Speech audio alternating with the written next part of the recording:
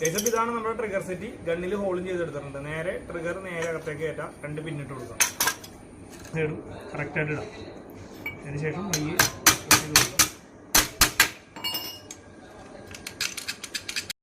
Guys, അപ്പോൾ ഇതുവരെ നമ്മുടെ പേജിൽ വന്നിട്ട് നിങ്ങളോട് ഞാൻ സബ്സ്ക്രൈബ് ചെയ്യാൻ വേണ്ടി ആവശ്യപ്പെട്ടിട്ടില്ല. വീഡിയോ കാണുന്ന ആൾക്കാർ മാക്സിമം ഒന്ന് സബ്സ്ക്രൈബ് ചെയ്യുക ഗൈസ്. ഓക്കെ.